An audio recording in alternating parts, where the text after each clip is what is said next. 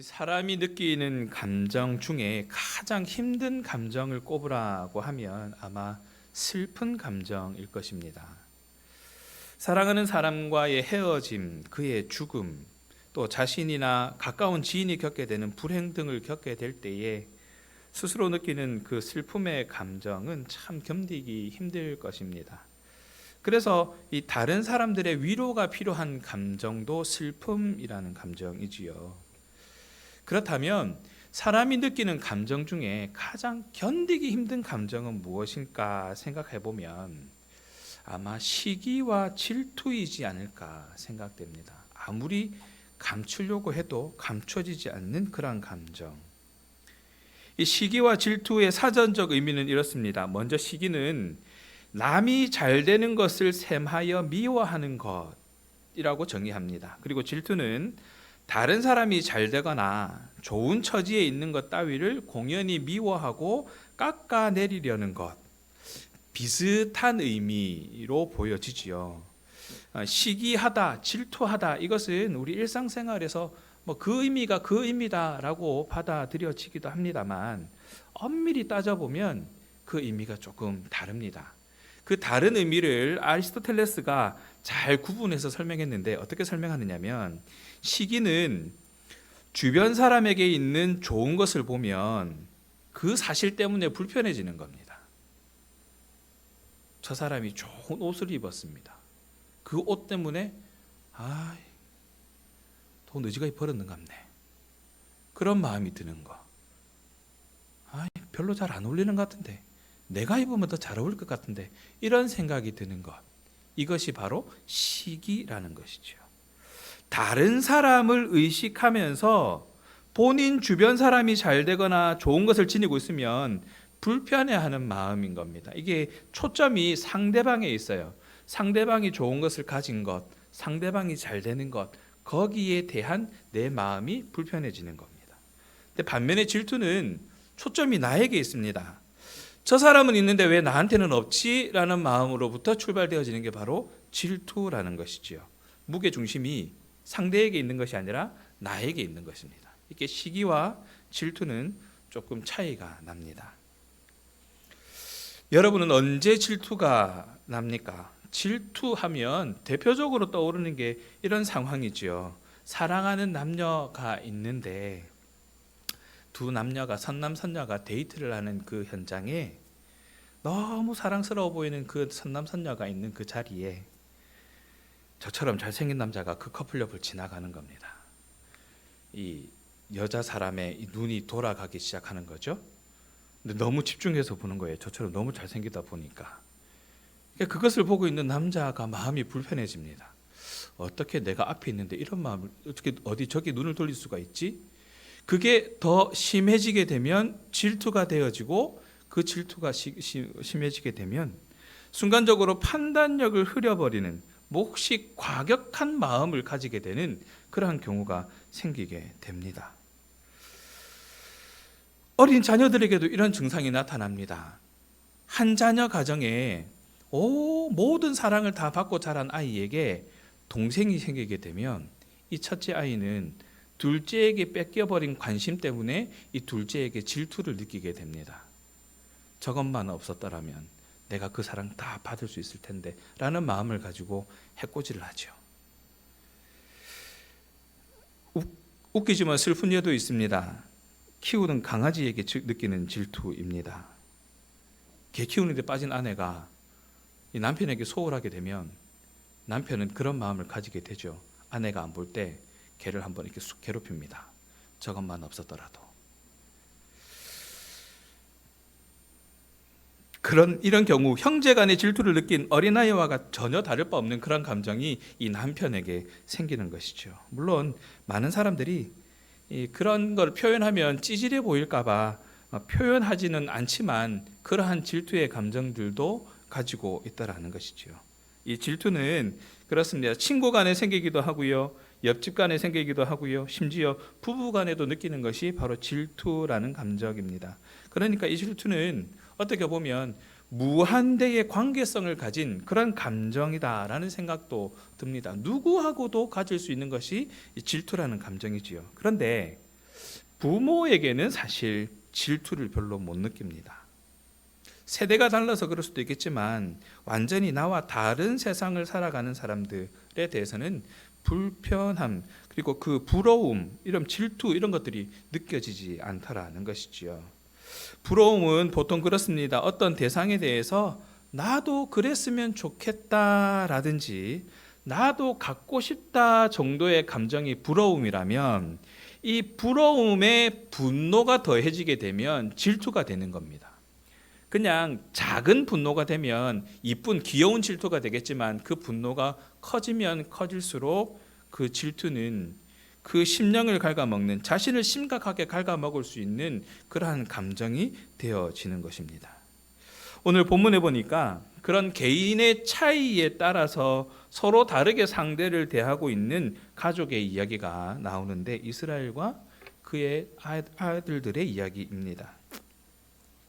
분명히 사랑하고 있지만 사랑을 제대로 표현하지 못하기도 하고 착하기는 하지만 또 다른 질투를 불러일으키는 이스라엘과 야곱의 이야기, 요셉의 이야기, 그리고 질투로 사람들을 죽이려 들기도 하고 올바른 판단을 하지 못하기도 하는 그러한 가족의 이야기가 오늘 본문 속에 나옵니다. 양을 치러 떠난 아들들을 걱정하던 이스라엘은 요셉을 그들에게 보내려고 합니다. 요셉이 그 아들들에게 어떠한 그렇죠. 이 이스라엘이 가지고 있는 걱정이, 그 아들들에 대한 걱정이 다른 아들들이 이 요셉을 어떻게 생각하고 있는지에 대해서 큰 관심을 가지지 못하는 거예요. 그저 형들이 걱정되니까 네가 가서 형들을 좀 보고 오너라 라고 얘기를 하죠. 요셉은 아버지 말에 순종합니다. 아버지께서 가서 보고 오라 하니까 가서 보고 오겠다고 그 길을 떠납니다.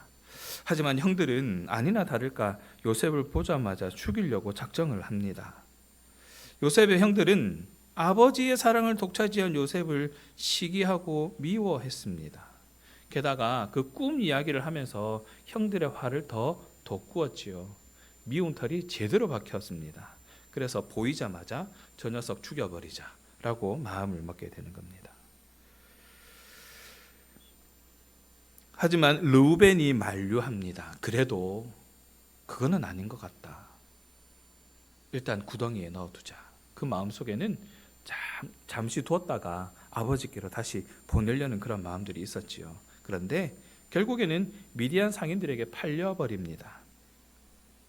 갈라디아서 5장 19절과 20절에 보니까 육체의 일은 분명하니 음행과 더러운 것과 호색과 우상 숭배와 주술과 원수 맺는 것과 분쟁과 시기와 분냄과 당짓는 것과 분열한 것 이단함과 라고 얘기를 하면서, 이 시기하는 것, 분내는 것, 질투하는 것, 이것은 분명히 육체의 일이다 라고 얘기를 합니다. 하나님의 일이 아니다라는 것이죠. 세상의 것이다 라고 얘기를 합니다.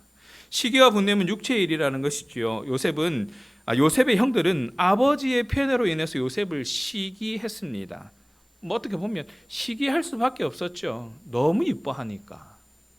자신들도 조금만 이뻐해 줬으면 괜찮았을 텐데 자신들보다 요셉을 너무 이뻐하시니까.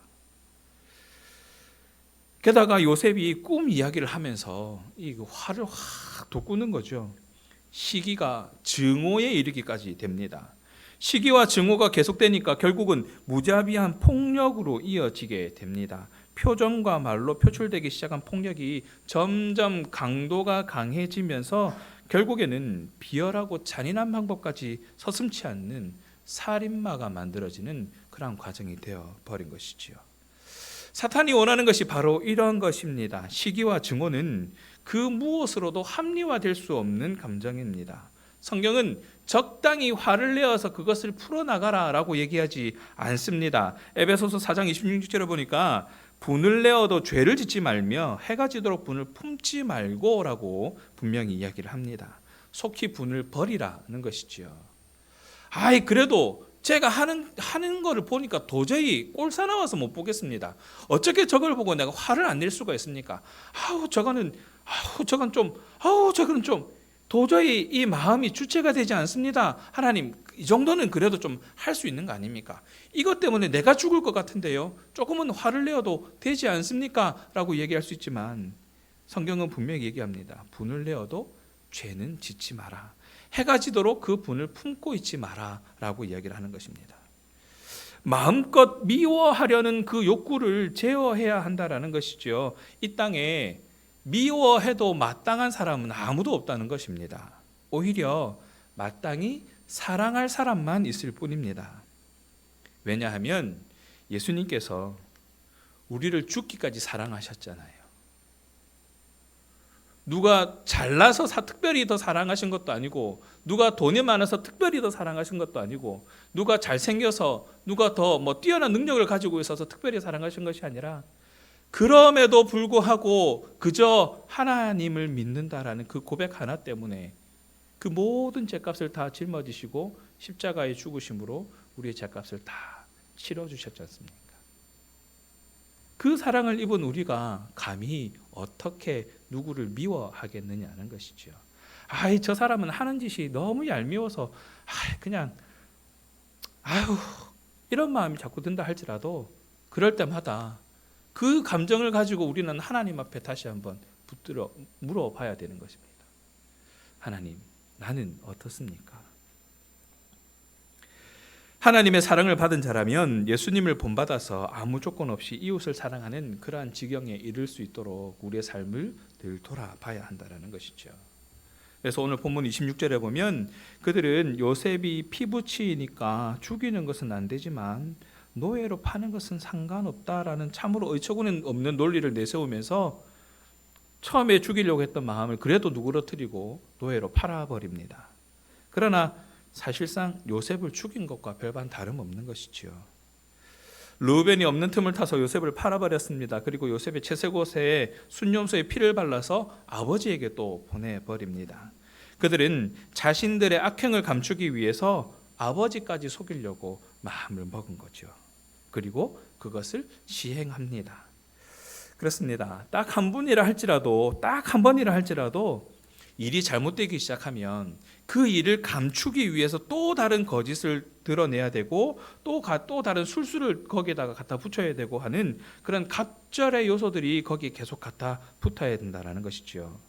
요셉의 형제들은 자신들이 지은 죄를 은폐하기 위해서 아버지를 속이는 죄까지 지금 저지르고 있는 겁니다.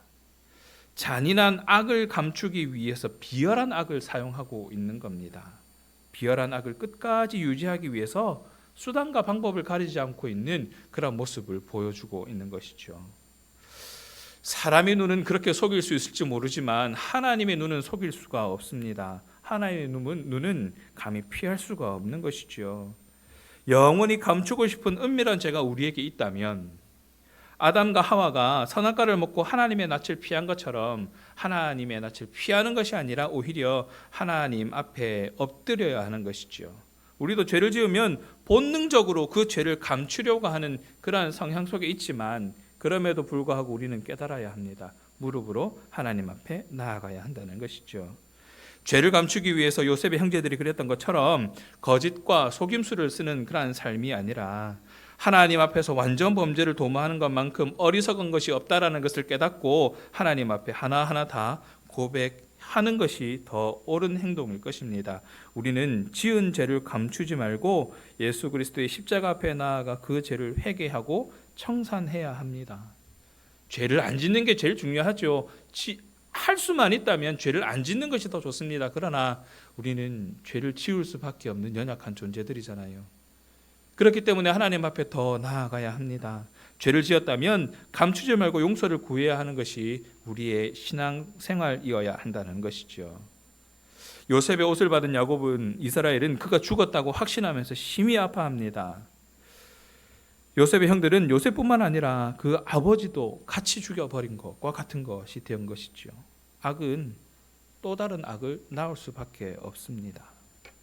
누군가를 미워하는 것은 폭탄을 들고 있는 것과 같다고 얘기합니다. 그 폭탄이 여러 사람의 목숨을 앗아갈 것이기 때문이지요.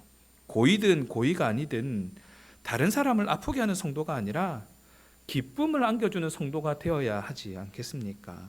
함께 신앙생활하는 신앙가족들에게 또한 우리로 말미암아 영향을 받는 우리 주변에 있는 하나님을 알지 못하는 자들에게 기쁨을 주는 자가 되어야 하지 않겠습니까? 선한 영향력을 드러내는 삶이 되어야 하지 않겠습니까? 그렇다면 우리의 삶의 태도가 달라져야 한다라는 겁니다.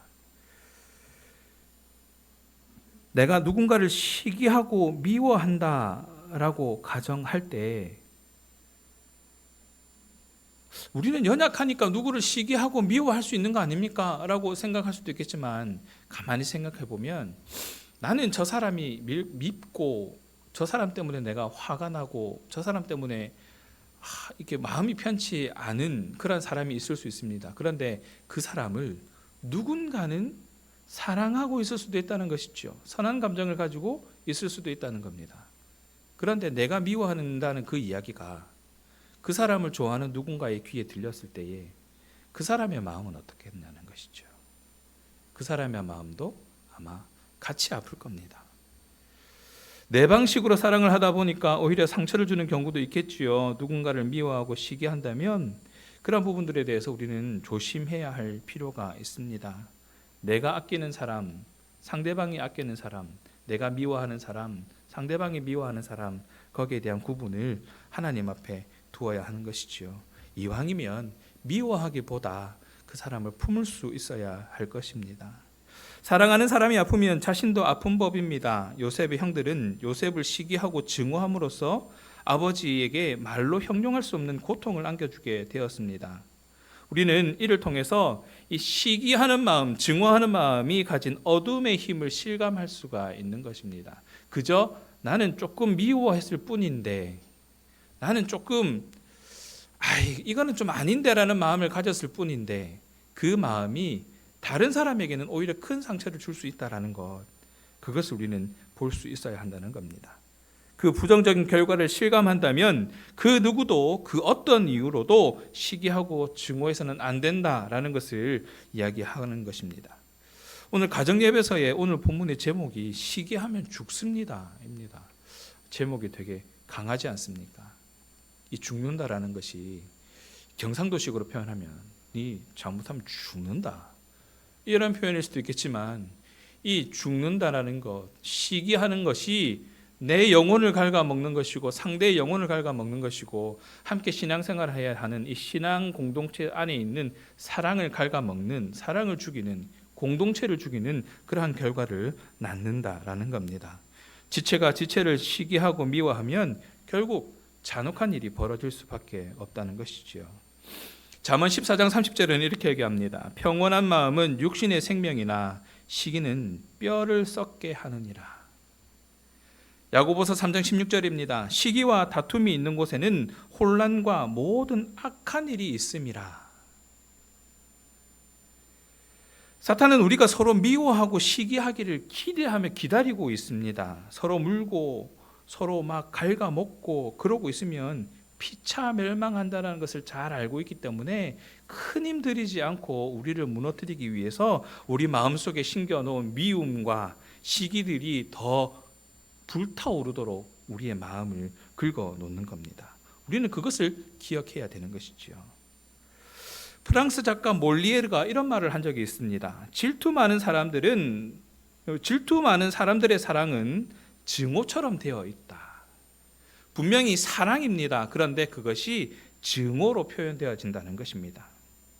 영국의 수필가 조피 에디슨은 이런 말을 합니다. 질투는 모든 것을 바쳐 사랑하는 사람에게 동등하게 사랑을 받지 못하고 있다는 염려에서 인간이 느끼는 고통이다 라고 얘기를 합니다. 저는 이 말이 조금 사실 실감이 가지는 않았어요. 그런데 이 성 바실리오 성당에 있는 수도 규칙에 보니까 그 말이 조금 더 이해가 되더라고요. 녹이 쇠를 좀먹듯이 질투는 그것에 사로잡힌 영혼을 병들게 한다라는 것이지요. 질투는 그렇습니다. 우리의 영혼을 갉아먹는 것이고, 질투는 하지 않는 것이 더 좋은 것이고 우리에게 해를 끼치는 그러한 것입니다. 그런데 질투가 꼭 그렇지만은 않다라는 것이죠. 질투가 어떤 때는 이렇게 얘기합니다. 상대방처럼 되고 싶은 마음을 불러일으키기도 합니다. 저 사람은 이번에 저거 성공했네. 나도 조금만 더 했으면 그거 할 수 있었을 텐데 쟤는 왜 저래 잘하노? 이런 마음이 들게 되는 것이죠. 그러면 나도 조금 더 해보겠다, 나도 조금 더 하면 할 수 있지 않을까라는 마음이 생겨지게 됩니다. 경쟁심을 유발시켜서 열심을 내는 동력이 되기도 한다는 것이죠. 요셉의 형들이 오히려 그 요셉의 이야기와 아버지가 요셉에게 쏟아내는 그 애정에 대한 그 질투를 넘어서는 그 열심이 있었다면 상황이 달라지지 않았겠습니까? 이 열심이라는 말이 어떤 말이냐면 온 정성을 다하다라는 말이거든요. 그것을 이루기 위해서, 그것을 얻기 위해서 온 정성을 다하는 것, 타인의 성공한 모습이나 혹은 잘된 모습을 보면서 자신도 그렇게 될 수 있기를 바라는 마음에 부러움을 넘어서 노력하게 될 수 있다는 것이죠. 물론 이 목표가 분명한 사람들은 이런 질투가 없어도 충분히 할 수 있는 힘을 가지고 있기는 합니다만, 이 대부분 질투가 있어야 그것을 하고자 하는 마음을 먹게 되는 겁니다. 1여전도회가 밥을 잘 할까요? 2여전도회가 밥을 잘 할까요? 3여전도회가 밥을 잘 할까요? 저는 다 맛있습니다. 그래서 저는 살을 뺄 수가 없습니다. 그런데 각 여전도회의 마음속에 모르긴 몰라도 그 질투의 마음이 있는 줄 압니다. 우리가 더 맛있게 할 수 있는데, 우리가 더 잘할 수 있는데, 그러한 마음이 원동력이 된다는 것이죠. 질투심이 득이 되는 것보다 해가 되는 것이 더 많기 때문에 우리는 질투심을 극복하는 것이 더 좋은 삶의 전략이라고 말할 수 있습니다. 그런데 이 질투심을 이겨내는 것 쉽지는 않습니다. 이 질투심을 이겨낸다라는 것, 이게 쉽지는 않습니다. 그저 열심으로 승화시키는 것이 아니라 미워하지 않는 마음으로 머무르게 하는 그것이 쉽지는 않습니다. 그런데 좋은 방법이 하나 있습니다. 그것은 뭐냐면 인정하는 겁니다. 나의 부족함을 인정하는 것이죠. 질투심의 원인을 따져본다면 부럽기는 한데 노력을 못하거나 자신이 없을 때 나타나는 것이 바로 질투이거든요. 나는 열심히 했는데 쟤보다 좀 못했어. 조금 더 할걸. 근데 쟤는 어떻게 했대? 그런 마음으로부터 질투가 시작되어진다는 것이죠. 그런데 그것을 인정하고 나면 훨씬 더 마음이 편해집니다. 그 인정하는 대표적인 예가 뭐냐면, 우리가 TV를 보다 보면 올림픽이나 이런 경기를 보면 100m 선수들 막 11초에 뛰고 10초 뛰고 막 요즘은 9초, 8초 때까지, 그런 선수들을 보면 나는 왜 이렇게 못 뛰지? 속상해. 이런 마음 전혀 가지지 않지 않습니까? 그 사람이 가진 능력과 내가 가진 능력이 다르다는 것이 인정되기 때문에 그렇습니다. 마찬가지로 우리가 질투를 느끼는 대상이 있다면, 내가 질투하는 것이 있다면 나와 다르구나 라고 인정해버리면 그만이라는 것이죠. 그렇게 되면 내가 노력해서 얻을 수 있는 것, 내게 주어주신 은혜로, 하나님께서 주신 그 은혜로 내가 잘할 수 있는 것에 좀 더 관심을 가질 수 있게 됩니다. 하나님께서 나에게 이런 것을 주셨으니 내가 이것을 가지고 하나님께 영광을 돌려야 되겠다라는 마음을 가질 수 있게 되는 것이지요. 누군가에게는 나무 심기가 정말 쓸데없는 행동이 될 수도 있지만, 누군가에게는 목숨과 같은 일이 될 수도 있습니다. 왜냐하면 각자에게 주어진 삶의 가치가 다르고 하나님께서 부어주신 그 은혜가 다르기 때문에 그렇습니다. 하나님께서 허락하신 달란트가 다 다르기 때문에 그렇습니다. 그 사람의 것은 그 사람이, 나에게 주어진 것은 내가, 그것을 인정하고 거기에 더 열심을 내면 되는 것이지요. 로마서 12장 5절은 이렇게 얘기합니다. 이와 같이 우리 많은 사람이 그리스도 안에서 한 몸이 되어 서로 지체가 되었느니라. 그렇게 주어진 각자의 달란트가 모여서 한 공동체를 만들어내는 것이고, 한 교회를 만들어내는 것이고, 한 하나님 나라를 만들어가는 것입니다. 질투할 것이 아니라 하나님께서 내게 주신 것으로, 내가 더 잘하는 것으로, 내가 할 수 있는 것으로 하나님께 영광 돌리는데 초점을 맞출 필요가 있다는 것이지요. 고린도전서 12장 26절에 보니까 이렇게 얘기합니다. 만일 한 지체가 고통을 받으면 모든 지체가 함께 고통을 받고, 한 지체가 영광을 얻으면 모든 지체가 함께 즐거워하느니라.